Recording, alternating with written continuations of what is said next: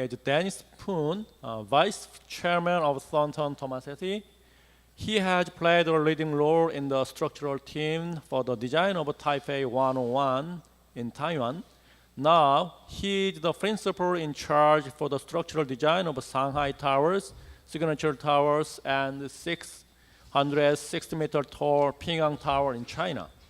The title of his presentation is Challenges for the Super Tall Building Structural Design and Sustainable Issues, Ping An IF Tower. Please welcome Dennis Poon with a big hand.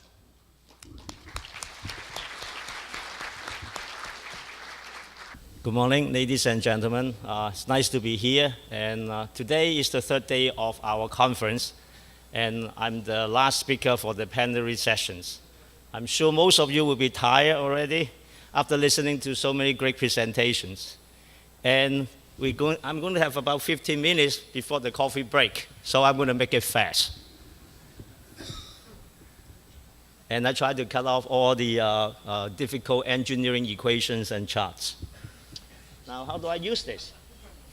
The topic today is for my presentation is to tie the link between structural engineering and sustainable design. I'm a structural engineer, and every project we carry with our company, Thornton Tomasetti, carry our mission is to collaborate with clients to create the best building solutions for the entire building lifespan. The word is the entire lifespan of the buildings. Because today, building doesn't last 10 years, 20 years, it lasts much longer. Normal building easily lasts more than 100 years if they are well designed and maintained. 35 years ago when I went to the United States, the gasoline price is only 32 cents per gallon. Today, we pay more than $4.50 per gallon within 30-something years.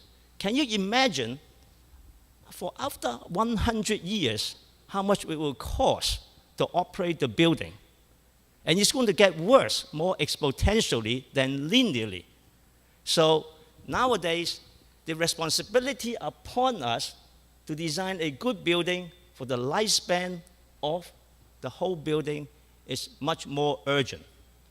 Our vision is, how are we continue to reinvent buildings are built and designed? We're putting our resources with all over the world with our company and working with all the colleagues around the world. And we are using most of the resources within our company in different divisions, structure, skin, performance, and so on, in order to enhance our design. Because today, building a project is not a one-man show or one-band show anymore. It's a collaborative teamwork together with everybody. Why tall? This is the theme of this conference. And actually, look at me. I want to be tall as Professor Sunday Kim. I'm looking for the stool that architect Daniel Lipskin was using yesterday. I couldn't find it. I wish I would be taller today so you can see me more. It's good to be tall, especially as a person like myself. So you know that everyone wants to be tall. How tall can we get? No one can answer it. It depends on everyone's objectives. Secondly, with tall, it comes to green, safety, and humanity. That is also the conference theme at all. Why green? We all know that. Why safety? For a super high-rise building, the developers are investing hundreds of millions of dollars into it. And they're going to operate this building for more than 100 years. In order to protect their value and their cost, they are not going to ask the designers, all of us, to design a building not sustainable anymore. It has to be green. Just starting from the developer's point of view, not necessarily even the general public. You can impose so many rules and government rules. Well, there's always a way to go around it. But nowadays, with the rising energy costs, we cannot get away from the topic green. Safety, yes. We have to make it safe with hundreds of millions of dollars in investment with the earthquake design, with the typhoon, with the ever-changing weather. we have to take care of safety. Humanity, of course.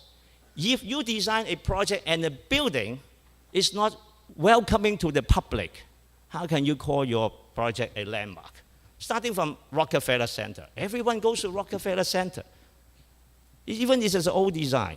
But you know why? It has a very good open space, the skating rink itself, the plaza itself, okay? The openness of Rockefeller Center.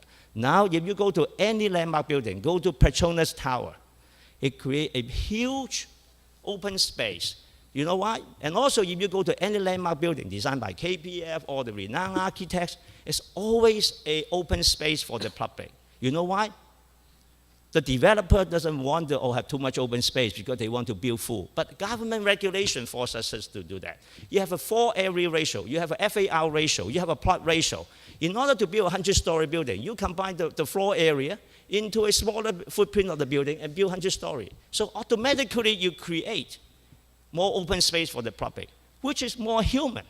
And now what do we do with the open space with green?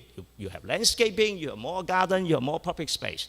And now, as Mr. Jamie Van Kemper from KPF mentioned yesterday, in all the open space design, we are creating more interior space in the high-rise building over 100-story tall. Because not only we're designing buildings slab by slab, we're creating interiorly more human space. In addition, look at the grand lobby, high lobby designed by the architect. You know, Jamie showed the lobby for Lotte yesterday. It was impressive by other architects. And this is humanity, okay, we are adopting right now with the tall building designs. So I think we are moving in the right direction and the right trend. The building and design construction industry is really moving in a positive way, regardless of the building regulations imposed upon us. Now the challenge on us specifically as a structural engineer are the following. How do we design a building with different forms and shape that will make the architect happy, that will make the owners happy, that to prove that we're the best structural engineer? Well, there are many things to follow through. We have to, I try to make it quick, we have to deal with the architectural forms and function.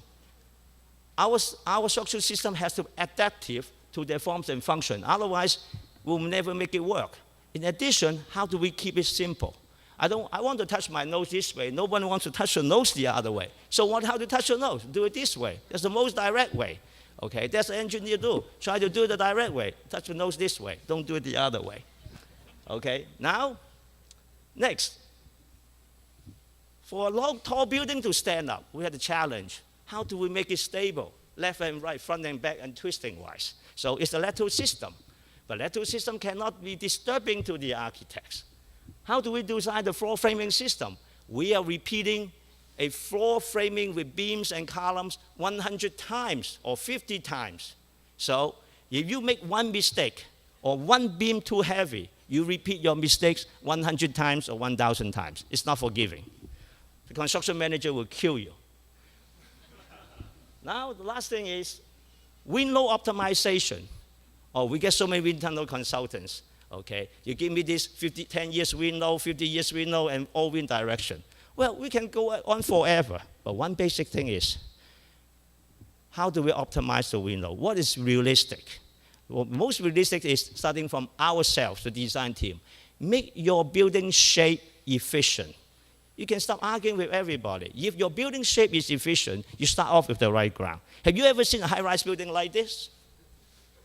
You'll be on a sailboat. We're not sailing, we're designing a building. So we have to work with the architect to have the most optimized shape management.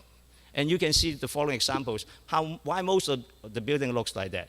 And that's why you can see why the men dress like that, why the women dress like that. It's always a trend we have to follow. Now, seismic load.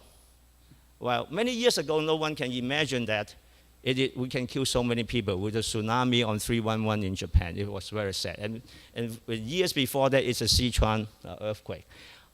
It dawned upon all of us that we have a real responsibility to deal with seismic. No one believed that until it is too late. It is there. It is there. But how do we find the most reasonable path to design seismic load? Instead of designing a bunker and over-design it or under-design it. That's not forgiving. Now, it's performance-based design. This is a popular trend. Many years ago when I came out from college, I still have to use my stylus and use the Fortune 4 computer.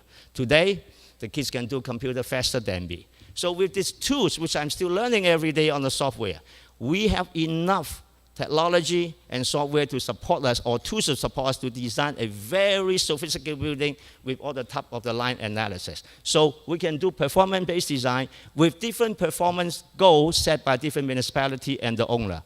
And all the previous speakers have mentioned performance-based design, is how do we optimize the building design, where we put the right construction material in the right place and reduce the construction material not in the right place so that we're not compromising the design. The other thing is code selection and application. As David Scott, of my colleague of Europe, mentioned, it is a very debatable item. How do we unify our design code application? It varies from China, Japan, USA, Europe, and everyone. It looks like a turf war. You know, this is my turf, this is my area, this is my country, I do it that way.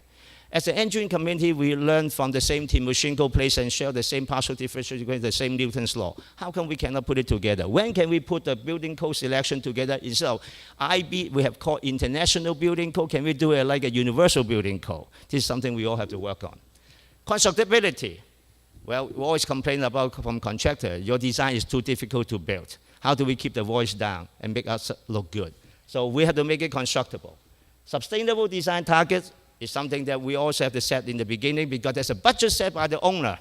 What is your target? How much do we spend? We can have all kinds of heat recovery system, water recollection system, electrical control, but it costs money. The capital investment of energy efficient design is there. So how do we do it? Well, with the, I remember in my senior year, we do economic 101, we do engineering economics to see the rate of return. Now the rate of return for this initial investment is much faster than before because the fuel oil is rising in double digit every year. Instead of 10 years return, you can cut it back in 3 years. So that is helping. And this is the year to come. Now let's talk about architectural forms and function. When I was a kid, learning to be an engineer, my boss appointed me, Dennis, design the building based on this. For building of this tall, you use this rigid frame system on that system. So we follow the rules without computers. Nowadays, boy, if I follow this, the architect will kill me. You have a 100-story building, put some X on it. I think Bill will kill me right away. Jamie will kill me right away. Just do it at the World Trade Center. Do triple the building. Put columns at 1.5 meters on center. What? Where do I put my windows? Look at Bill Patterson's design just now. How can I fit every one of it? We cannot. So what we learned before has to evolve into new directions right now. Well, this is one of the, I did not design this building. I just want to clarify that. I will show you which one we designed by Thornton Thomas said it. This is one of it. It's not designed by KPF, of course. Okay, this is another one. It's designed by SOM. It's one of the earliest pioneers in high-rise building with Faraz Khan, a great engineer, very creative. It's a tubular design. But in those days, we're separating the building at the base into nice squares with a lot of closely spaced column called tubular structure. And then when the building set back, is another tube, and another tube, and the other tube. If I do this today, the interior designer will kill me. How do I go through this column? Maybe Dennis, you're so small you can do it, but not with the big guys. Okay, now this is a John Hancock Tower in Chicago. Some people like it, some don't, because of X in Chinese. They don't like for feng shui. They don't like the X. That means big mistake you make. Okay, so I try to avoid it unless the architect can make it prettier. So, see, but structural engineer loves it. The building department loves it because it gives you a direct load path, it gives you big stability. So how do you choose the right forms and function together? Well, I like this because it's easy to calculate and you know where the load will go. Instead of looking at the architect's drawing, where does the load go? Suddenly I couldn't find it. And that's dangerous. Well, that's not that, okay. That is the IMP Building Bank of China. Very impressive, very beautiful. You see, it's very good. Sometimes you can use those XXX, those mistakes, into a good form and make it a world-famous building. And I try to learn it, how to turn my C grade into A grade. Okay, here we go. So you can see the functions of it. I hope it works. So the building starts with square and we set in a different triangle. So the triangular form is really dictating or guiding the structural engineers to follow the form and shape to determine the structural system. So the working relationship between engineers and architects are hand in hand with each other. Later on, we have to deal with the mechanical engineers. Try to make it faster. So it's working like a triangular transport. Well, Thornton Thomas currently are designing more than a dozen of high-rise buildings. When I started with Petronas Tower, then Taipei 101, we really started the trend of high-rise building. At that time, high-rise building goes around 400 meters. Nowadays, we're talking about the Kingdom Tower for almost 1,000 meters right now. Currently, we are working on the Ping An IFC, International Financial Center, with KPF Architects, with Jamie's team and Bill Patterson's team, which is the topic of my presentation today. It is going to be 660 meters tall. It will be complete in 2015. It will be taller than Shanghai Tower, also designed by our office. So everyone is competing. Today I'm taller, tomorrow someone is taller. But each building we are designing, this super tall, has their own characteristics. And I can go through it later on, one by one, when we get a chance. I'm sure you will see these slides again. Now, for this Ping An IFC in Shenzhen, which is currently under construction right now, the design architect is Con Patterson Fox from New York, and we're the structural engineer. JRP from Hong Kong is the MEP, and we are working with the local design institute in China called CCDI, good partners. It's important to keep it. Look at these beautiful designs. I love it. It makes it very simple. Actually, it's very efficient when I go into the details later.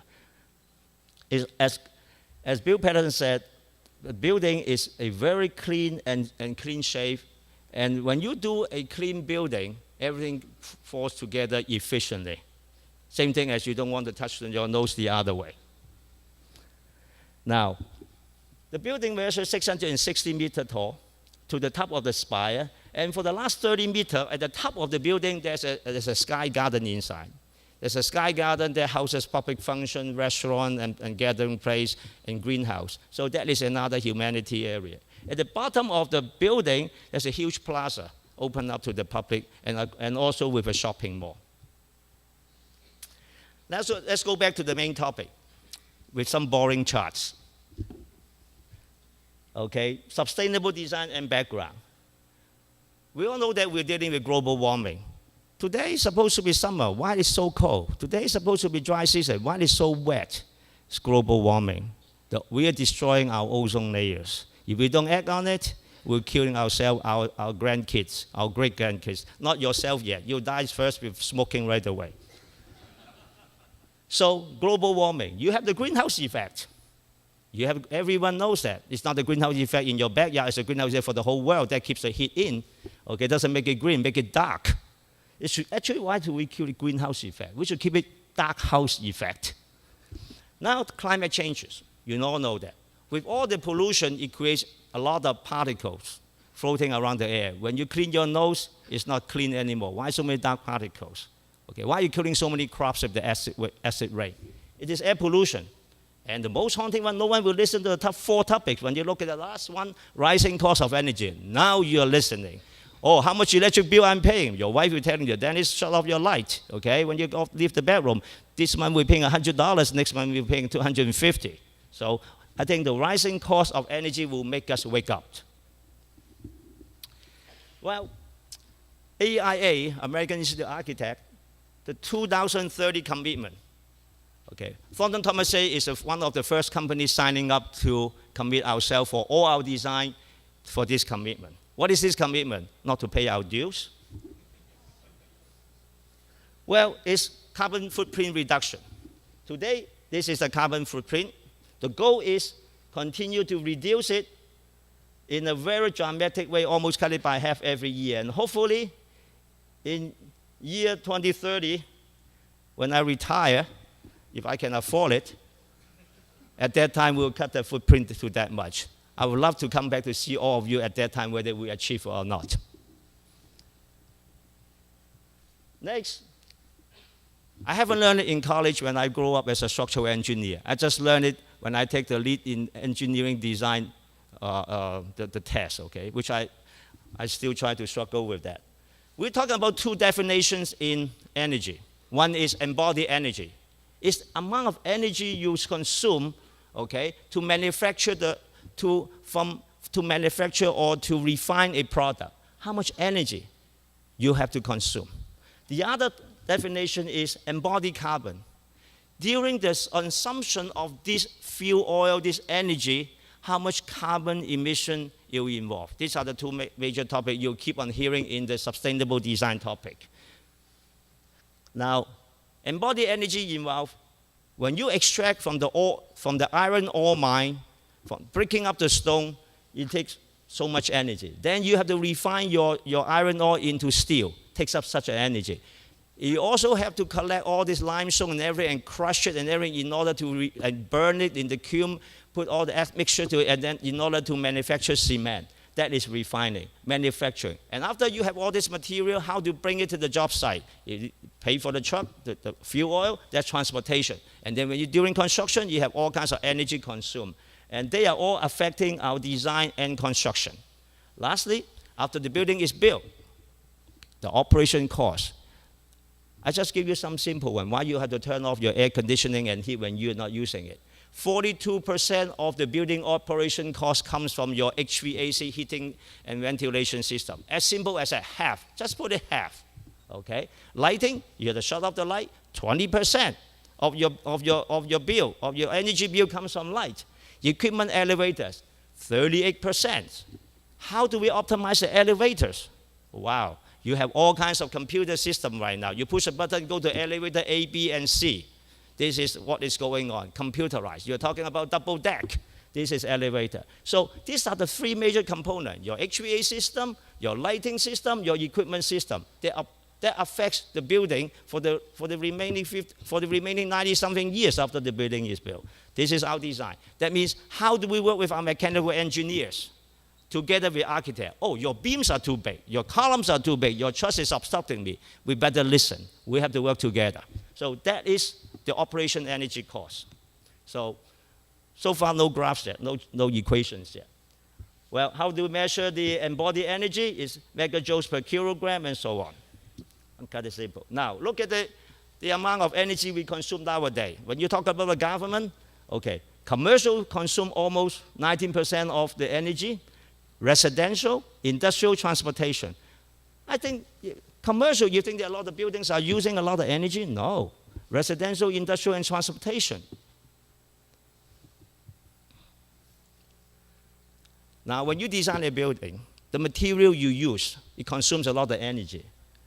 The structure of the building, the facade. Can you imagine that the building facade, which is constructed with glass panels and aluminum mullions, consume 28% of the energy, embodied energy? No one can be, and the structure is only 21%. Just a pure glass. Go to the next chart, you'll see. Don't underestimate the curtain wall. Look, because curtain wall involves the manufacturing of glass, which you have to burn all the silicon into liquid in order to form the tempered glass. And aluminum, it costs 141,500 kilowatt hours per cubic meter just to manufacture aluminum. It's not cheap. That's why aluminum is so expensive. So when the architect tells you to get rid of the aluminum mullion and replace it with glass, we may listen to him. Next thing is steel. Steel dramatically uses less. And also cement is dramatically less. That's compared to steel. Because for structure, it is between steel or concrete. We don't use aluminum columns, aluminum beams yet. So for structural engineer, it's an urgent need for us to reduce cement usage. And not only that, if you look at cement, during the manufacturing of cement, it emits a lot of carbon dioxide as a byproduct. Not only the heat you are using. So we have to watch out how much cement. That's why we're using fly ash, which I'm going to cover later on. And steel, try to use as little as possible, because it is a second major factor of energy consumption tied to engineering. Well, I don't know where I get this chart from, but I trust it's from the largest contractor I work with. And you know that the structural initial emergent carbon over the 50 of the project is steel is 35%, the roofing and cladding, 9% of that during construction, and so on and so on. So each part, I'm not asking you to remember and give you a test tomorrow, but just give you a rundown of what components are involved during construction that have different percentage. I think I used to use it handy because if you have to argue your point with the relative party or present it, this kind of data helps you. Well, how do we do it? Like all my colleagues, structural engineers and architects, we try to use the best available tools with us, which is computer. I still have to learn every day how to switch on the machine. Now, with that, we also have all kinds of optimization software, but one thing I want to emphasize right now is BIM, Building Information Modeling or Management. This is the most useful tools we are using now, and Thornton Thompson have invested so much effort into it on BIM because it helps everybody. It helps visualization. Because you cannot read the numbers, at least you can read the diagrams. So this is one of the job project is the Federal Industry project in Korea. We are working with BIM. It's part of the optimization. Now, let's go back to structural engineering. The factors, design concept. First, you know the cement and steel relationship. How do we make the efficient material use? How do we make it the adaptive use? You don't want to use all the beams in concrete. Well, yes, why not to change all the beams in concrete? It takes a long time to build a high-rise building, 100-story with concrete, with hundreds of thousands of concrete beams. So you have to use the adaptive use and reuse of this material, the durability, the resiliency, the thermal efficiency, and so on. By the way, this is the beam picture of our Ping An Tower with KPF. Now, so also we have to deal with foundation. Foundation, they are always done in concrete. It is massive, especially with a 100-story building. You have a massive mat foundation either on piles or on soil. We have to cut down the amount of cement we have to use, the amount of cement we use and the amount of rebars. The superstructure, lateral system, the facade, which is aluminum and glass, and the roof. Now material, you have all these common material except fiberglass. Fiberglass hasn't come into the picture yet in a heavy weight. Our goal is for concrete, we try to use a lot of fly ash, which is a byproduct of the granulated blast furnace slag. We try to use fly ash as much as possible in order to cut down on cement in the concrete. We try to use a lot of recycled steel, okay? And we use a lot of local materials. That's what happened in China.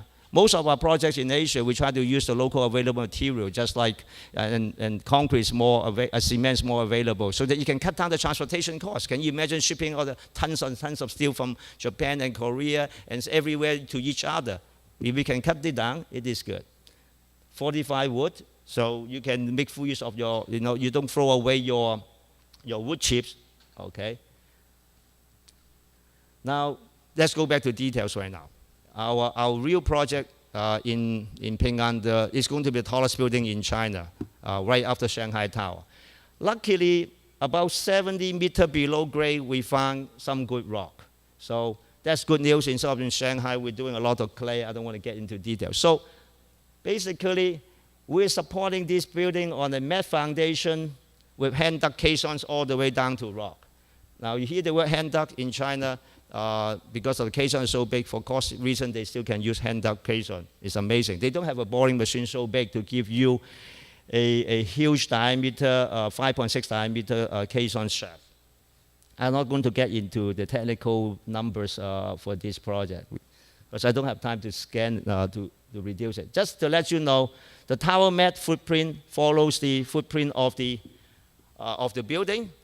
The tower mat is not uniformly thickness. We try to cut down the thickness of the mat wherever it's necessary. That we have to use a lot of soil and structural interaction analysis together with a lot of finite element analysis. The piles Okay, we're trying to adjust the length of the pile where appropriate in order to reach the right rock strata. And then in the podium, we have another smaller mat. So just give you some ideas what we have done. You can see the analysis we have to do and to go through in order to achieve what we want, a sustainable building. Now, the building is divided into 8 zones. In the 8 zones, and you can see in each zone, you have all the trusses lightings. This is the mechanical floors. You know why we have the mechanical floors every 15 feet? Because can you imagine putting all your HVAC system heating equipment at the bottom or the top? That means you have to send hot water all the way up, or chill water all the way up, all the way down. You see the size of your pipes, of everything? It will be huge. Your tower core will be so much. So it makes sense to separate your mechanical system into different zones. So if you put your mechanical system every 15 floors, so your mechanical equipment on each mechanical floor is going to feed up 7.5 floor up and 7.5 floor down. This reduces your equipment sizes. And also, it also allows you to zone your equipment. So this is another new direction, and also very common direction in today's tall building design. Not only that, China rules, or most of the high-rise building codes right now dictate safety zone. And this refuge floor, we call the refuge floor every 15 story, is an ideal place to put people when they evacuate. That's a place to seek protection before the rescue team come to rescue you. So all these things give structural engineer a good opportunity to optimize their structural design to achieve a sustainable design.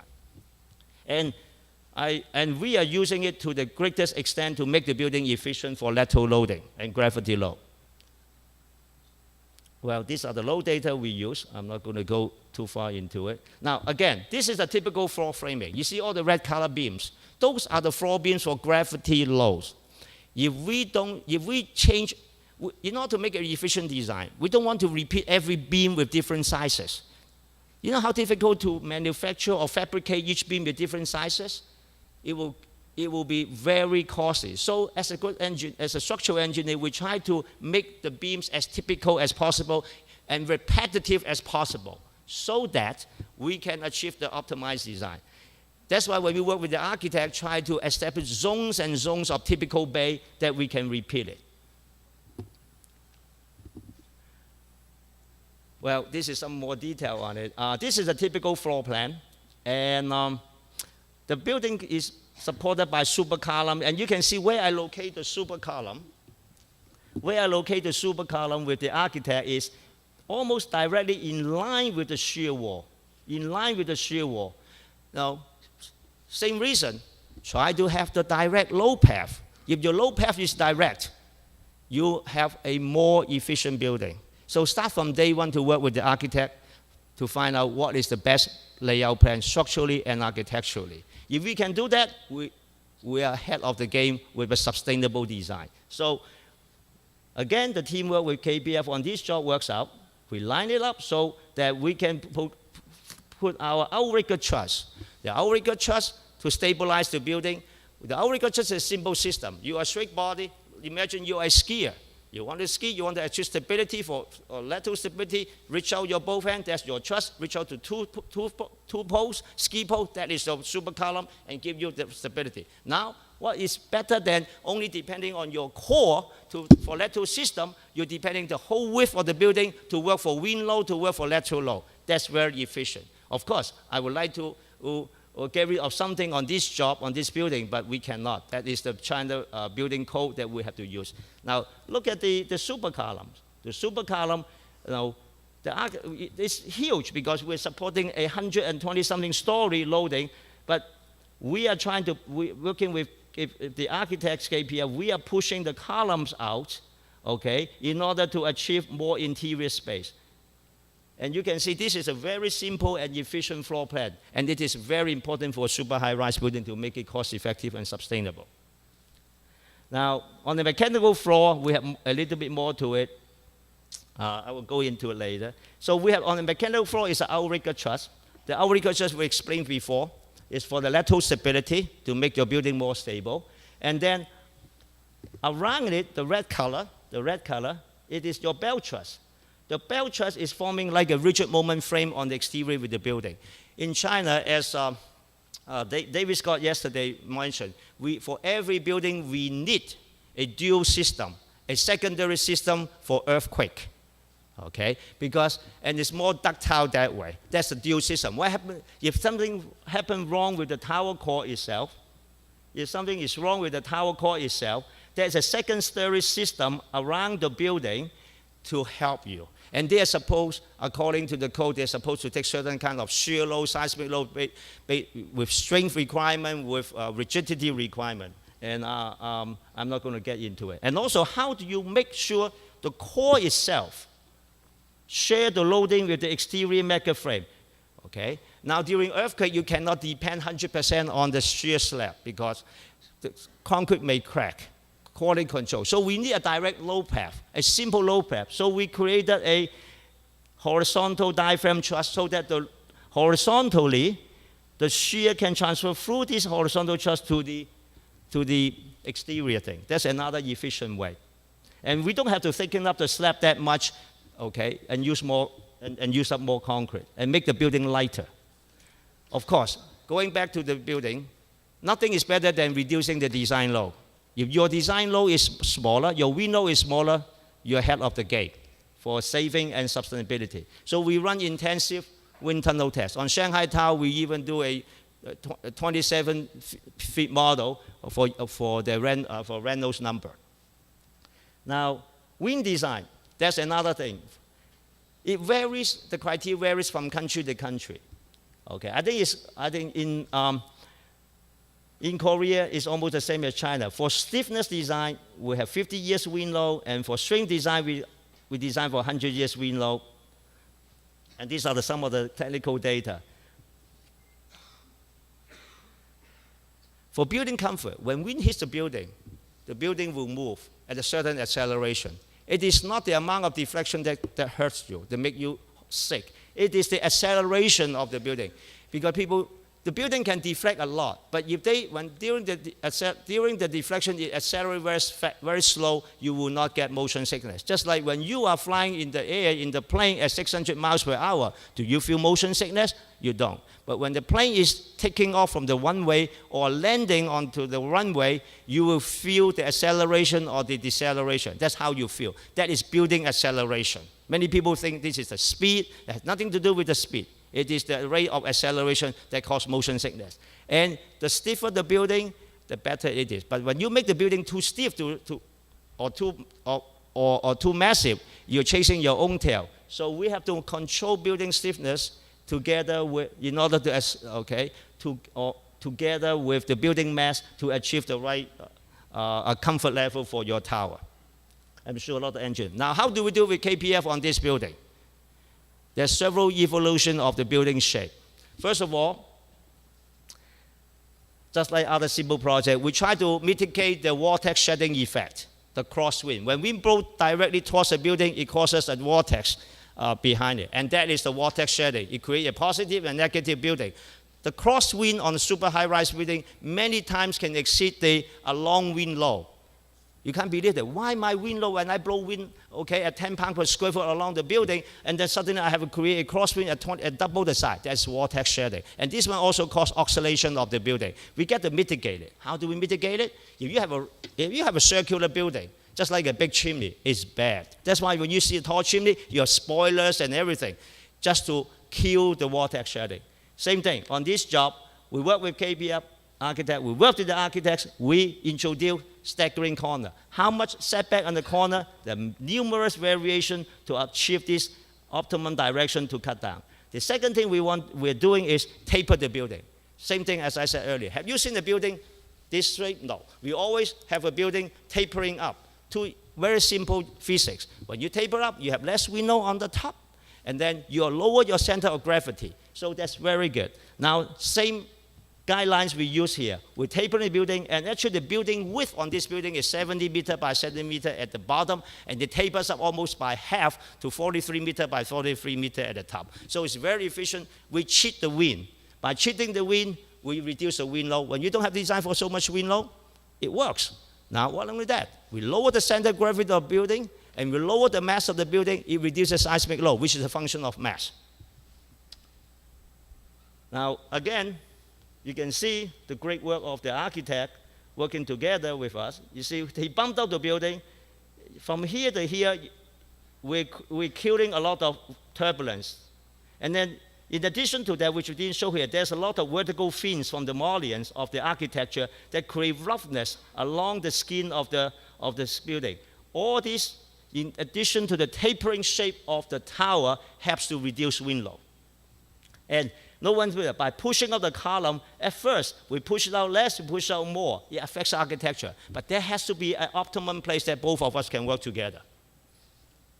Now, look at all the shapes of this building, designed by our office. We start from Taipei 101. Taipei 101, at first, we only have 90-degree corners. After wind tunnel test, we introduced 3 setback corners at each segment. And also the building setback every 8 floors. And the building also tapers at the base. So Taiwan is a very high wind load region with typhoon. So we reduces the wind load by more than 40%, with 40%. If you look at the wind tunnel test, it's amazing. Petronas Tower, our first one. Look at the scalloping shape of the skin. Look at the tapering of the building. It helps. Well, twisting building is so popular nowadays. This is the Calatrava building we work with in Chicago. The foundation is done. We're waiting for investors. The design is done. Now, as a structural engineer, we hate twisting building because it's very difficult to design. But we find a solution with Calatrava. We are not twisting the structure. The building core goes straight up. The column goes straight up and sloping up. We're only rotating the slabs. We're only rotating the slab every floor 1 degree, okay? Half a degree all the way to the top. So by doing that, it doesn't affect the building structure. A simple way to do it. However, working with the wind tunnel test consultant RWI in Toronto, we find the optimum twisting. And this twisting is giving us a lot of reduction in wind load because when it twists, it kills the vortex shedding effect. Okay. This is the latest one, the 1,000-meter tall building that our company have started the design on, the Kingdom Tower. Kingdom Tower with Agent Smith Architect. Again, this is tapering of the building, and to achieve the wind load.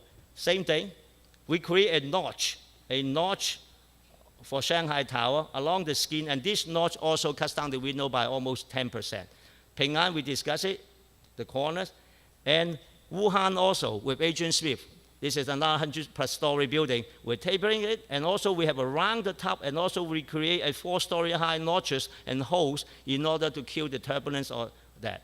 Same thing, Jakarta Tower, in a high seismic zone we are designing right now is 600 meters. We are also doing all kinds of tricks. We have a lot of fins. All the fins are architectural, but also works as a wind killing function. Well, I mean, I don't have time for that. So, but let's show you the hard work we have done. Okay. So the building, we try to keep it simple or stupid. KISS, my boss teach me that. Now, the link beam, we took pain to design a lot of link beam in our analysis to make sure that the ductility occurs there for seismic and the right load transfer mechanism will make the core work together. So we have super columns, and also we try to use a combination of steel and concrete in our super column. Steel is very expensive and costs more energy, so we try to use a balance of steel and concrete in order to make it more efficient. The outriggers we talk about, that also give you the super stability of your building, and we also try to center. We try to center the outrigger truss because some people say the best thing is to have the load path bring the load from your belt truss directly to the center of your column. That's another little tricks we do so that you don't create eccentricity. You know, you can put, the column is so big, if you put the load directly to the surface, you create eccentric moment. Why not bring it to the center? So, okay, I think, do we have 15 more minutes? Okay, I think we're having fun here. Okay, let's move forward, okay? So basically at the end, we have architecture in harmony. I can give the second speech, so I can collect 2 prizes today. Okay, well, I try to This is something we do the analysis to make sure we have a dancing building, to make sure it's safe. I couldn't shut it off. That's the building. Okay. Next, okay, comfort level. We have 2 mass damper, which as a backup. And also we do earthquake analysis. Again, I don't have time to cover it. I try to make it less boring to have a dancing scheme here. Okay, I'm sure we don't like charts. I hate charts. So I look at the building, you know, when I go to my engineers, what have you done? They show me the chart. Then I'm happy. I walk away. Now, also performance design. We are dealing with, for China, we do extensive nonlinear time history, which is a pain in the back of the engineers. And we do all kinds of things. And also, from a very detailed analysis we have to do, we know which area we can optimize with our final element analysis. So again, I want to waste a few more of your minutes and your coffee break or your lunchtime. There are also other measures we took on this project in addition to structures. In order to cut down, we have a heat recovery system, we have a high performance facade, we have a natural window system, we have ice storage system, we have an occupant's light control. Those are the common things. The daylight, how to use maximum daylight, how do we collect rainwaters, how do we recycle the cooling water for the toilet flushing. Now, energy efficient for the Ping An, we achieve more than the goal. Okay, we exceed the goal value, and this is another. This is the beam model we create. This beam model really helps the contractor and the other trade, the architect, to understand this building for coordination. Because if you do not have a well-coordinated project, okay, it really hurts everybody. So this is a curtain wall going out. Look at the vertical modeling, the fins for the sunshades. This is part of the lead design by KPF architects as well.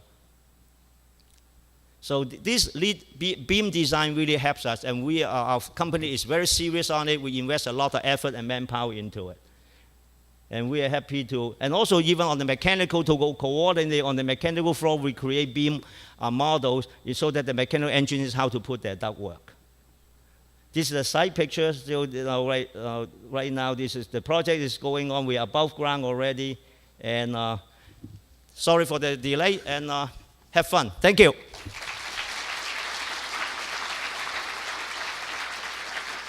Okay, thank you for your interesting presentation.